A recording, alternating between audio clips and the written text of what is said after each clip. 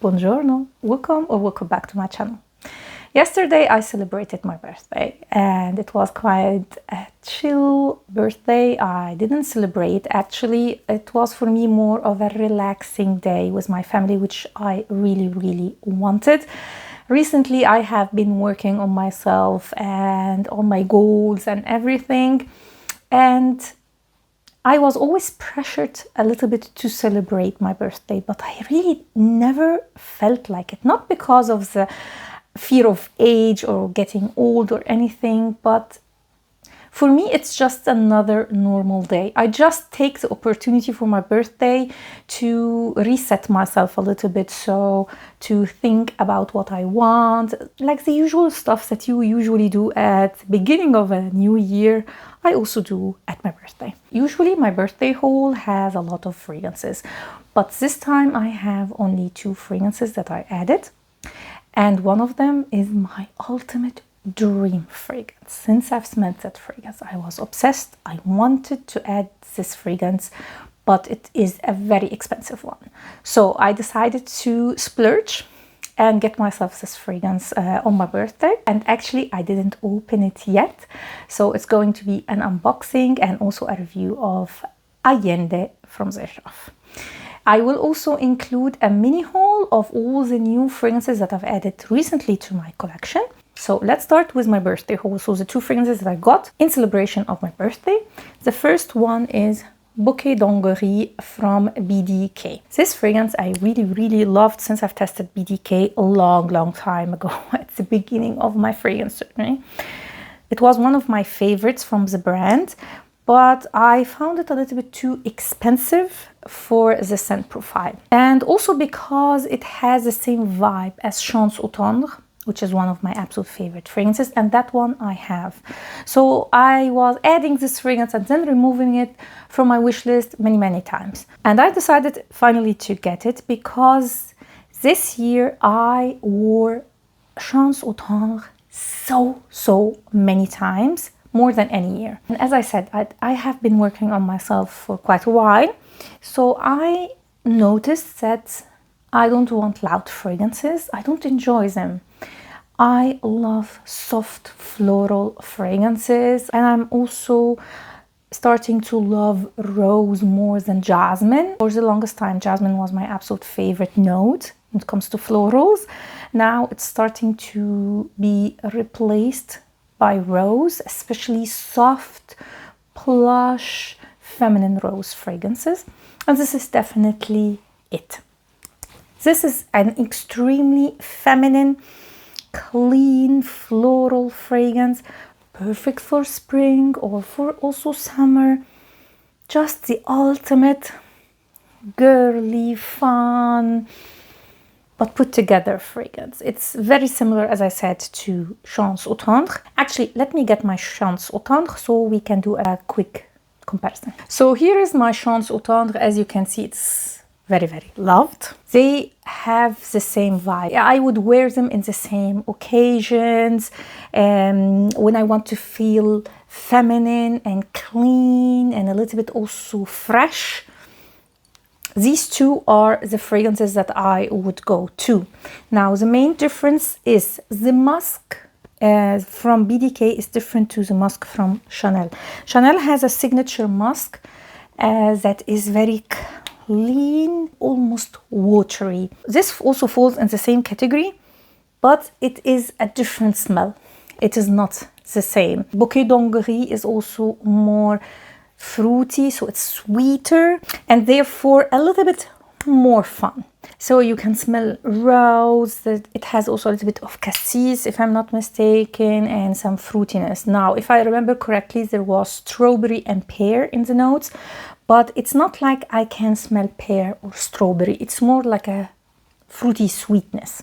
So this is definitely more fruity than floral, while Chance au Tendre is the opposite. So it's more floral than fruity. In Chance au Tendre, you get more of a bouquet of different flowers.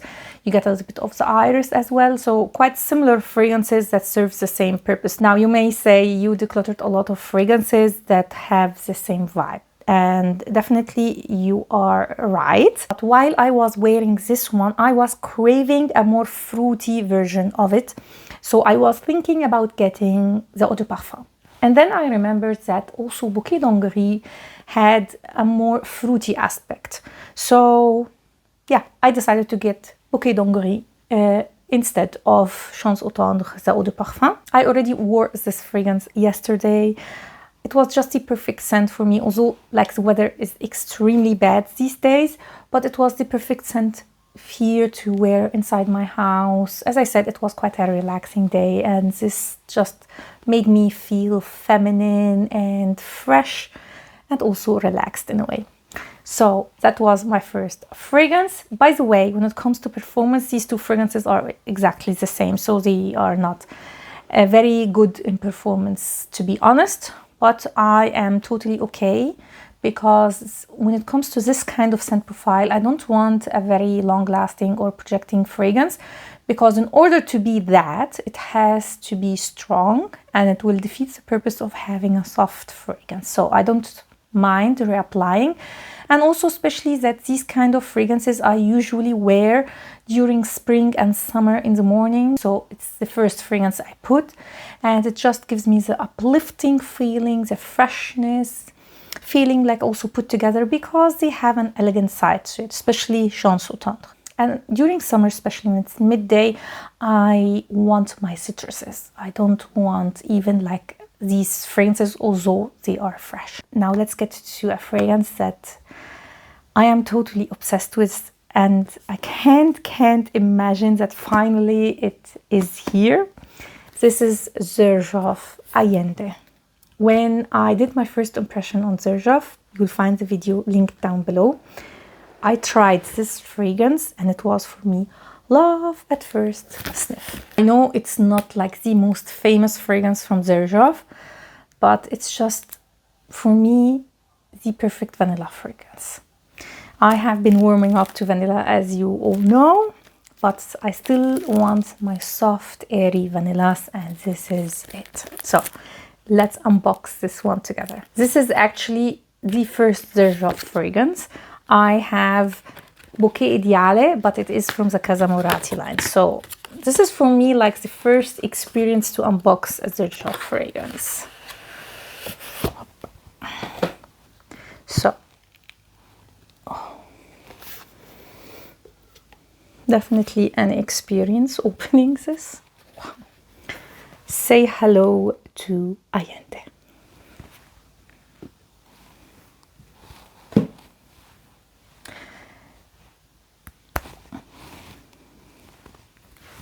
I'm actually not wearing any fragrance because I want to wear it today.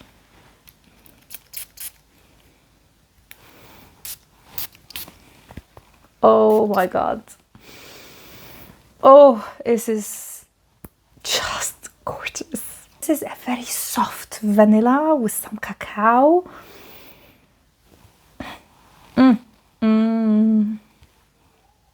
It is perfection. A very simple fragrance, I know, but it just has something that is very captivating, very comforting. This is like a fluffy cashmere white sweater.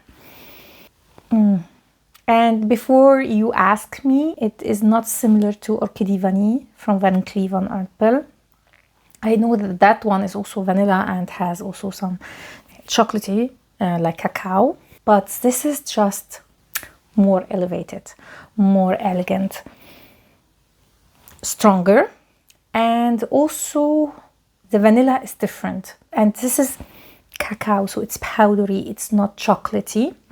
And in Van Cleef & Arpels, I don't get it as much. It's a sweet vanilla, but it has a soft airiness to it.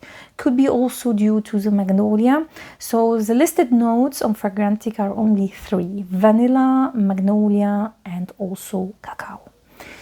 I can't say that I smell magnolia, but I feel there is something soft and airy about it that may be magnolia. I don't know. It could be also a little bit musk. I doubt that these are only the notes that are present in the fragrance, but you get an idea of the notes, how this fragrance is quite simple and very, very, very focused on the vanilla. Vanilla here is the star of the show. It's very predominant. And comparing it to other simple vanillas, I have also quite a lot of simple vanilla fragrances in my collection, is that this is more elegant, more powdery almost. It's not a powdery fragrance, but it gives me a powdery feeling. And also it's soft and airy, and it's almost like a cloud of vanilla in a way. And it's so, so beautiful. So, so beautiful. My first Xerjoff fragrance. I love it. I love it. And you can't imagine how happy I am to add this fragrance to my collection. I know it's a very expensive fragrance, but I happen to absolutely adore it. I was about to buy it many, many times, but every time I said to myself, wait a little bit, maybe you will regret this purchase, so test the fragrance. So I've tested this fragrance many times before deciding finally that, yeah, after all this time, this is a fragrance that I really love and I want to add to my collection. Since it's very expensive, I struggle a little bit to recommend it.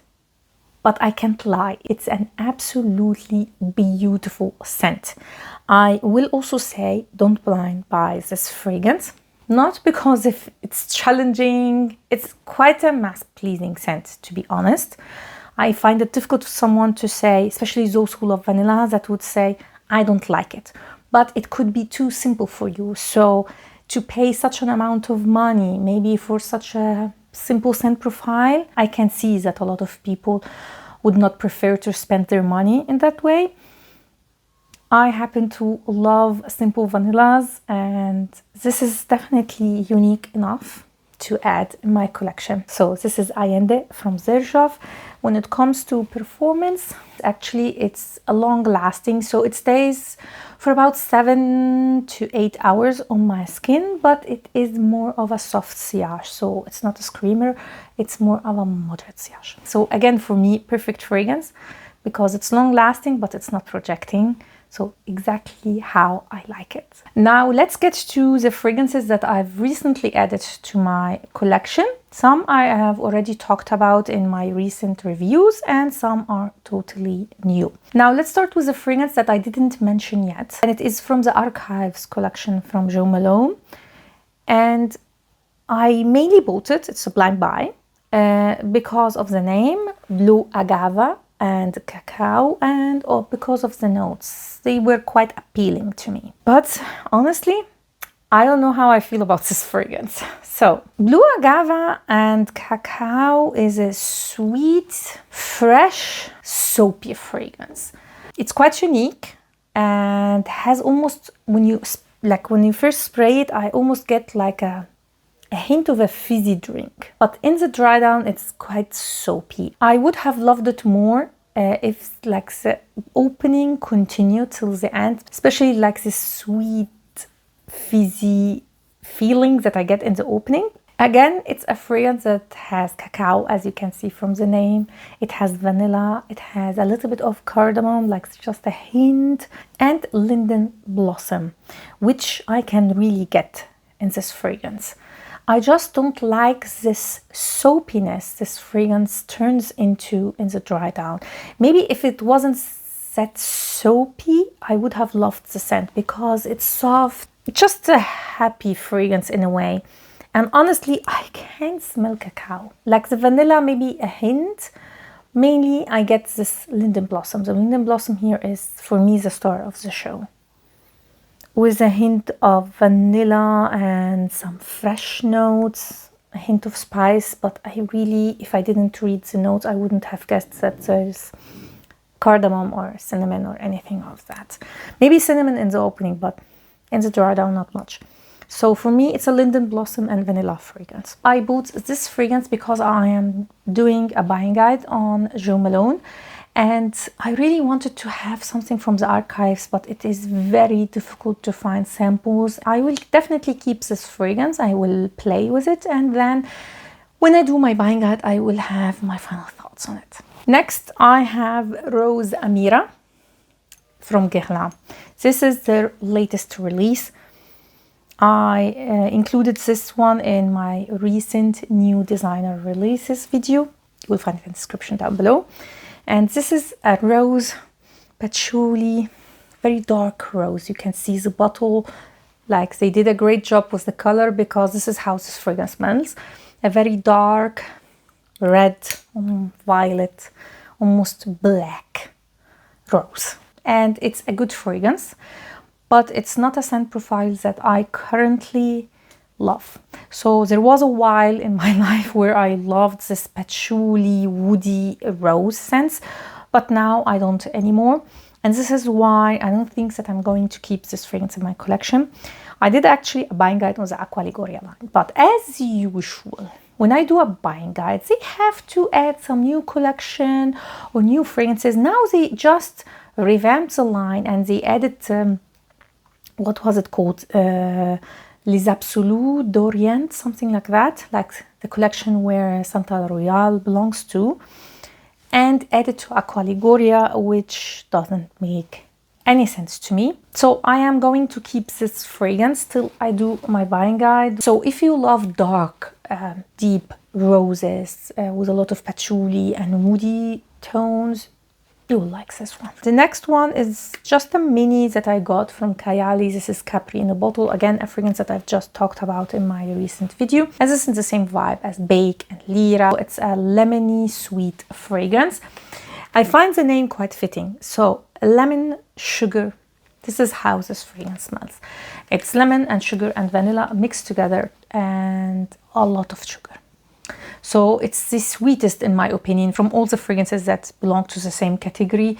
And also it's the most synthetic one. And in comparison with all of these, it smells definitely cheaper, and it is cheaper. So it's okay. And to be completely honest, I am regretting buying this one. But since it's just a 10 ml, I'm not really upset. The next one is just a travel size of Si Passione Intense. I did already a full review on it. You will find it in the description down below. And I like it. It is more vanilla. So they did the same as they did with the Si Intense last year. They just made a version that is more vanillic and sweeter than the original one. I like it, but it's not a fragrance that I personally would commit to a full bottle of. So 15 ml is more than enough for me, especially that it is quite similar to Valentino Donna Born in Roma, which I have a travel size on its way of that fragrance. I decluttered it, not because it's bad, but because it's a scent profile that I don't use much of. So I love the fragrance, I love the scent, I recommended it I don't know how many times on my channel, but it's just a little bit too sweet for me as a daily fragrance. So I usually wear it on special occasions, just not my daily fragrance. So I decided to declutter of the full bottle and just get a travel size. Also because I can't finish the bottle, so it's going to be bad.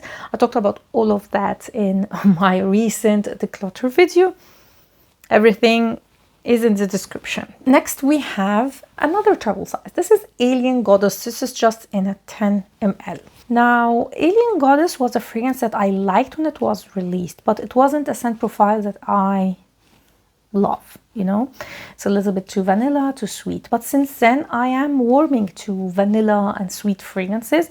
Not strict gourmands, but I am getting there, let's say. So when I did my review on Valentino Gold, Donna Born in Roma Gold, I noticed a lot of similarities with this one. I had a sample and I've tested it and I did the comparison and everything in the description down below. Check it. But since then, I was wondering if I wanted Alien Goddess instead of Valentino Gold in my collection. Both are vanilla tropical fragrances, but the flower is different. So in Alien Goddess, it has jasmine, and I love jasmine.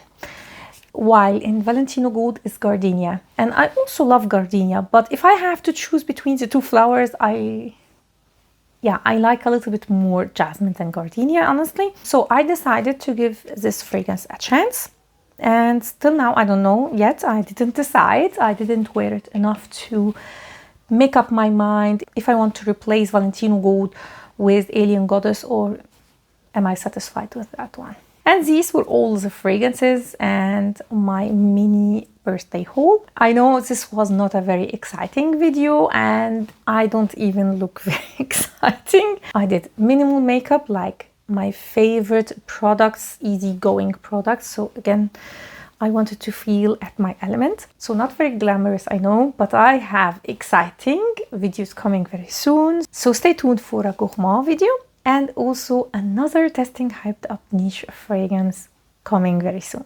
I hope you enjoyed this video and please don't forget to like and also to subscribe to my channel if you didn't already. Consider it a birthday gift for me. Thank you. Thanks a lot for watching and see you next time. Ciao.